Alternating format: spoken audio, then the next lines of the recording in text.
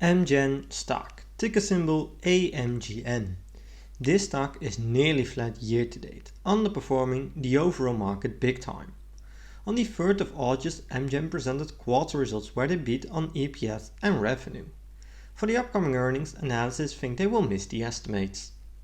People love Amgen stock because of multiple reasons, and I understand why, with dividend yield at 3.18% and a great dividend growth track record. So could this be the perfect moment to buy Amgen stock? Well, I'm very excited to see what you guys think about this stock, so please let me know your thoughts in the comments. My name is Thomas and this is Thomas Invest. I'm an investor looking for great stocks at great prices. So, what does Amgen do? Amgen is a leader in biotechnology-based human therapeutics, located in the United States. When we check the most recent earnings report, we see that revenue was reported at 6.9 billion, up 6% year over year. Product sales is also up 6%, which is something that I really like. But the thing that I don't like here is the fact that cost of sales is increasing from 14.7 to 17.1%.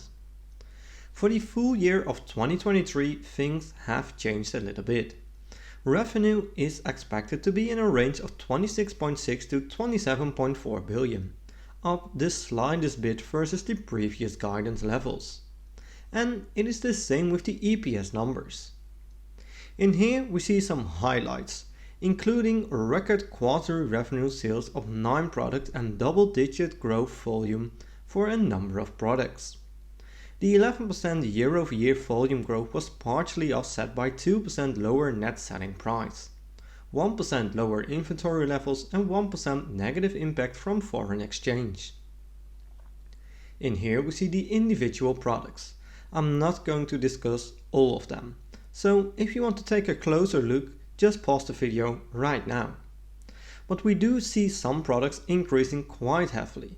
But on the other hand, there are plenty of products decreasing in high amounts as well, so that is something to keep your eye on. And now that we know more about the company, it is time to check the fundamentals of the stock. But first, if you made it this far into the video, I want to thank you a lot for watching this video. Make sure to subscribe to my channel to receive multiple analyses every week. And also join my Discord channel for free to meet other people within the community and to talk about stocks. It's completely free, so don't miss it out. Let's continue by diving into the fundamentals.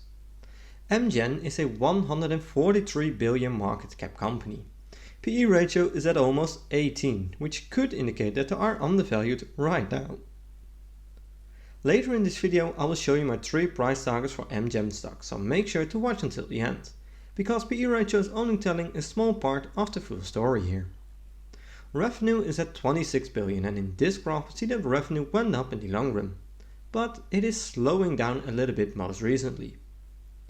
Over a longer period of time, margins are going up and down quite a bit. This is something to keep your eye on. EPS is following the same pattern as the margins and revenue. Nothing really special, to be honest. Analysts expect low single-digit growth in EPS in the coming years, which is kinda disappointing to me. For the revenue, it is a pretty similar story, so to be honest, this is something that worries me a bit. With revenue slowing down and also the expectations to slow down even further, I do think this is something to keep your eye on. Return on assets is sitting at 12%, which is a great number. Return on equity looks also very good. And the most important number, return on invested capital, is sitting at almost 21%. Which is also a great number, but it is slightly lower versus the 5-year average, which is something that I don't like. Current ratio is at 2.7, which is looking pretty good. There is nothing really special to mention here. Right now Amgen has 61 billion in debt.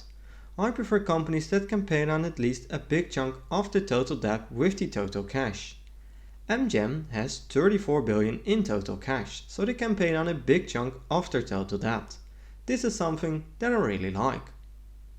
But still, it is very important that free cash flow is growing, since this is used to pay down debt of course, but also to buy back shares, pay dividends and all other things.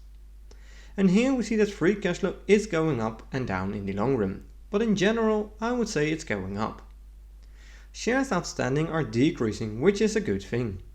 When shares outstanding are decreasing, it increases your ownership in the company, increases the EPS, lowers the PE ratio, and makes it easier to maintain and increase the dividends. And since we're talking about dividends anyways, dividend yield is sitting at 3.18%, which is a great number. Annual payout is at $8.52 and payout ratio is at 45%.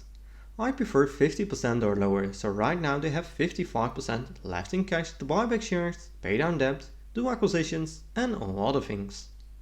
The 5-year growth rate is at 10%, which is a great number. And they increased the dividends for 11 years in a row, which is also very nice. And if you take a look at these numbers, the dividends paid since 2012, you see that Amgen did increase the dividends at a double-digit rate every year. Payout ratio is a very important metric with dividends. It tells you if the dividends are safe. In here we see that over a longer period of time, payout ratio is increasing, which is something that I don't like, of course. In this graph we see the expected dividends in 2023, 2024 and 2025. Of course, this is an estimation and can be highly impacted by results, but it gives you a rough indication. It's expected to grow at similar growth numbers, which is very nice. Overall, these dividends look pretty good to me, but how about the historical returns? I decided to compare AMGN stock with the overall market, in this case the S&P 500. Next to that I added two similar companies, Gilead and VRTX. On the 5-year chart we see that Amgen was beaten by the S&P 500. In total, Amgen returned 52% including dividends, versus the S&P 500 sitting at 60%. Gilead had the lowest return and VRTX beats the S&P 500. On the 1-year chart it looks pretty different, with the S&P 500 having the lowest return and all the others are seeing a 21 to 22% return. On the 6-month chart it is AMGN stock with the highest return sitting at 18.5%, while the S&P 500 is sitting at 10%. On the 1-month chart it is again Amgen that beats the others in this list. So bottom line, Amgen was beaten by the S&P 500 in the long run, but most recently it is starting to create some momentum. So could this be the perfect time to buy AMGN stock? Well, let's check the 3 price targets that I created using the Everything Money software, which is one of the best tools out there. I'm using a low, mid and high assumption to get the 3 price targets, starting off with revenue growth. For the revenue growth I'm filling in 1, 3 and 5%, based on historical performance, their own outlook, but also because of the analysts. For the profit margin I'm filling in 28, 30 and 32%. And for the free cash flow margin I'm putting in slightly higher numbers. For the PE ratio and the price to free cash flow I'm putting in 16, 17 and 18. My desired annual return is 12.5%, since I can get an easy 10% average annual return with owning an ETF. Right now AMGN stock is at $266. I hit analyze and we see only one green number. We have a low price target of $151 to $183.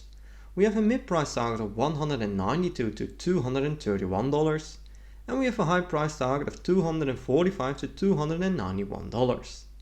To me, the mid to high price target is the most justified here, indicating that this stock is overvalued. But of course, it depends on how you look at it. My final conclusion on this stock is that I do like most fundamentals. It is a great and solid company, but it has to be said that growth is slowing down. They are doing some acquisitions and of course have a pipeline with new drugs, but only time will tell if these are great investments. From a dividend point of view, things look pretty good. We have a great dividend yield and growth is also looking really good. From a value point of view, I do think this stock is overvalued. I'm leaning a bit more to the mid-price target range. For now, I'm just analyzing this company every now and then to see if things have changed. It is on my watch list, but right now there are better deals out there in my opinion. And remember to always do your own research and never fully trust on what I or other YouTubers say about a stock. I'm not a financial advisor and this content is just for entertaining purposes only. I hope you liked your video and I did bring some insights of the company to you. I'd really appreciate the thumbs up and make sure to subscribe to get notified when I'm posting a new video. Thanks for watching, and I will see you in my next video.